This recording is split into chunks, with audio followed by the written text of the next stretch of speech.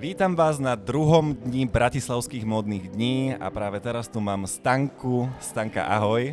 Ahoj, Maťko. Ty si práve teraz dopredvádzala. Áno. Aký je to pocit mať už po? Vieš čo, dobrý. Ono sa to nezdá, je to náročné, lebo sú to celodenné prípravy. Je to spojené s viacerými vecami, nie je to len nejaké odkráčanie po mole. Ale super, ja som rada, že som súčasťou. Milujem, keď ideme na bratislavské módne dni, keď sa stretnem s babami. Sme už taká zabehnutá partia, takže ja to mám rada. A máš ty osobne rada, keď kus oblečenia, ktorý na sebe máš, rozpráva nejaký príbeh? Ale áno, chcem sa stotožňovať s tou značkou, ktorú predvádzam a z Lucre sa veľmi stotožňujem, pretože má tam za mňa veľmi ženské, veľmi elegantné veci, ktoré by som okamžite všetky zobrala domov a nosila, ale takisto sú tam aj veľmi sexy veci a to je taký, ja tomu hovorím, že komplexný balíček, pretože žena je dáma vonku, ale dračí sa doma, takže pre mňa je to veľmi taká komplexná vec, tá Lucre pre mňa.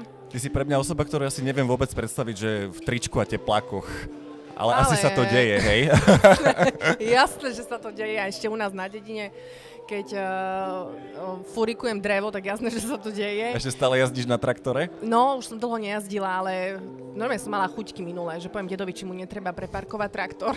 A k tomu to ako prišlo? Bola si proste malá a bolo treba každú pomocnú ruku, alebo? Vieš, ako som k tomu prišla?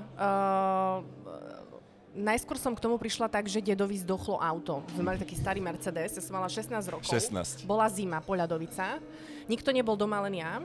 A tak babka ani nie je šofér, babka mala vtedy obchod s potravinami, no a zdochlo mu auto, on potreboval s traktorom naspäť nacúvať to auto do dvora, tak si sadol do traktora a niekto musel sedieť v tom Mercedese starom. V tom veľkom, to je taká loď, neviem aký, niečo, nejaký dvojité, neviem ako sa volá. Vieš čo, ja autá, ja si predstavujem si auto, predstavujem si staré auto. Ja tiež, ja len viem, čo je Mercedes.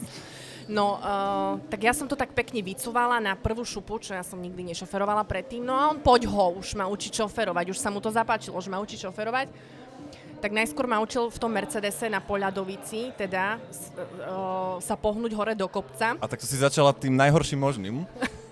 Že potom bol to zážitok, poviem ti, bol to všetko akože easy. Škola šmiku. Prvýkrát ja som mala prvú hodinu školu šmiku u nás na dedine. No a potom, keď som mala 18, tak ma učil cúvať s traktorom aj s vlečkou do dvora. No a to bol tiež zážitok pre mňa. Aj to som vystupovala z traktora s nervami, že môj dedo je strašne zlatý, ale vieš, on si myslí, že to tak hneď človek do toho príde, a obzvlášť žena, a ja som vtedy, že tak ja toto neviem. No ale nakoniec mi to nejako ostalo a vždy, keď sa brali zemiaky, tak automaticky, no kto ide do traktora, tak ja, takže už mi to tak ostalo. Ale tak spätne, keď spomíname na takéto veci, tak to je vlastne také netradičné a pekné dospievanie, nie? Že málo kto môže povedať, že má takýto zážitok. Ja som veľmi rada, že mám takéto základy, pretože sa považujem tým pádom za praktického človeka a hlavne nemyslím si, že sa hocičoho v živote zľaknem, pretože ako žena som bola postavená v podstate od malička, od 16 do takýchto situácií, keď som si vedela poradiť. A viem sa vynájsť, viem si s týmto poradiť, takže mám nejaký taký základ vďaka tomu, ako ma vychovávali, teda k čomu ma viedol môj dedo. A preto môžem povedať, že sa ničoho nebojím, že myslím si, že čokoľvek príde v živote, tak si s tým jednoducho poradím. Často sa rozprávame o tom, ako nás negatívne skúsenosti ovplyvňujú a formujú a sme silnejší. Určite, ale tak podľa mňa sme aj naše pozitívne spomienky. Áno, aj to. Keď už takto spomíname, ja by som sa vrátil trošku oblúkom k tej móde, pretože by ma veľmi zaujímalo, že akým spôsobom rástol tvoj osobný vkus od povedzme tínedžerskej doby, kedy si začala nejaký vlastný štýl nachádzať. Či tam boli nejaké naozaj divoké kontrasty oproti tomu, čo máš rada dnes? No určite trblietky. V tom čase sa kamienky, diamantiky, celé diamantikové rifle, akože ono ešte teraz to sem tam nájdem v tých obchodných domoch. Nebudem menovať, ale ono nejak sa mi zdá, že vtedy toho bolo viac, všetkého veľa a bolo to prekombinované, aspoň ja som to tak nosila, ja som chcela všetkého veľa. No našťastie si myslím, že som z toho vyrástla, že som trošku dostala rozum a postupne som sa začala nachádzať v takej čistejšej línii, v elegancii. Už nechcem príliš vzory, mám rada old money. A mala si niekedy nejakú, neviem, punkovú, rockovú to som nikdy nemala. Alebo chuť prefarbiť si vlasy, ostrihať? Nebola som ani emo, ani punk, ja som toto vôbec nebola, ani tým smerom hudbu som nepočúvala nikdy. Nie, to nie. Ja som bola jednoducho diamantová a... Ale to je pekné, lebo si konzistentná. Ale vieš, táto doba miluje konzistenciu. Ja sa každý deň vyzerám ako iný človek, to potom... Áno, ale však to je pekné, že si to vieš užiť. Si to užíváš teda. Užívam, mňa bavia premeny, veľmi ma bavia premeny na ľuďoch. To znamená, že žiješ, to je super. Asi áno. No? Tak to som sa nebojíš výsť akože z tej komfortnej zóny, ale akože skúšaš stále niečo. Vieš čo, lebo keď človek zistí, že aká je to vlastne sranda, potom treba zase akože neprepasnúť tú srandu, lebo nemôže byť všetko iba o srande, ale tak snažím sa byť otvorený príležitostiam. Ty to máš ako, že skôr premýšľaš dvakrát nad všetkým, alebo sa vieš pustiť fakt, že po hlave do niečoho? V poslednom čase sa dosť opieram o moju intuíciu, lebo zistujem, že je fakt silná a veľakrát si tak poviem, nebudem to robiť, ale vždy aj tak príde ten moment, mala som sa počúvnuť, že malo to tak byť a čím som staršia, tým viac sa mi to deje a tým viac takýchto znamení mi ide do života, že mám naozaj to, čo mi hovorí vnútro, tak mám akože nasledovať. Takže ja keď v momente cítim, že áno, idem bez hlavou. A ak už váham v hlave, tak už rozmýšľam, že už keď váham, že či to chcem alebo nie, tak vtedy spozorniem a vtedy možno dvakrát premýšľam, prečo vlastne váham, prečo sa neviem rozhodnúť hneď. Ja napríklad viem tiež spätne vyhodnotiť, že čo bola intuícia, ale niekedy mám trošku problém rozoznať to, že keď je to strach a keď je to intuícia. Ten hlas. Toto bol u teba proces nájsť to, že čo je jedno a čo je druhé? Určite áno. Tiež som to nevedela rozoznať a myslím si, že do toho človek musí jednoducho prísť, musí do toho dozrieť a on to vie už potom akože prečítať, dekodovať, že čo je strach, čo je intuícia. Ja nehovorím, že teraz to viem na 100%, ja si myslím, že stále som na tej ceste, keď to viem v sebe zlepšovať, ale toto je úplne prirodzené. Máme v živote veľa filtrov a naozaj nás všetko ovplyvňuje, aj životy iných, aj všetko to zle, čo počúvame naokolo, či chceme, či nie, my nasávame a potom je ťažké sa úplne od toho selektovať a počúvať svoju dušu. Hej? Čiže ono to je úplne prirodzené, ale keď prestaneme počúvať to pozadie vonku, ktoré s nami fakt nemá súvis a nemusí sa nám to diať, lebo to sa deje iným ľuďom a naozaj to nemusí byť náš príbeh, hej? Keď sa od toho vieme naozaj odosobniť, že pôjdem teraz svojou cestou a ideme do toho, už nechcem zachádzať až do takých spirituálnych tém, ale naozaj ideme... Ja mám rád spirituálne témy. Áno? Že ideme naozaj do toho svetla a chceme sa napájať alebo byť len v tom svetle, tak o to čistejšia je potom tá naša intuícia a o to lepšie a rýchlejšie to vieme rozoznať, že čo je intuícia a čo je strach. Áno, tak ja vždy hovorím, že energia medzi ľuďmi to akože je reálna vec, že nie je to nič ezo, lebo však už len keď si zoberieme situáciu, keď napríklad niekto vojde do miestnosti a úplne sa zmení vzduch, áno, či už pozitívne, či negatívne, to je energia, je to nejakým spôsobom hmatateľné, merateľné. Čiže podľa mňa takéto debaty na stole sú úplne legitímne a nie je to nejaké fantazírovanie. Ja s tebou maximálne súhlasím a to je to, čo si ľudia neuvedomujú, že a o tomto našom zmysle nás v škole neučili, len zrak, chuť, sluch a tak ďalej a vôbec nás neučili o pocite a o energii, ale to je naozaj to prvé, ako čítame človeka, až potom tam je ten vizuál, hej? Len veľa ľudí si to neuvedomuje. Máš dobrý nos na ľudí? Poviem ti pravdu, že tam sa zvyknem ešte niekedy trošku kopnúť. Z teba napríklad cítim, že si veľmi dobrý človek. Jo, ďakujem. To mi tak ide. Som ti sa povedať pred 5 minútami. Ďakujem krásne.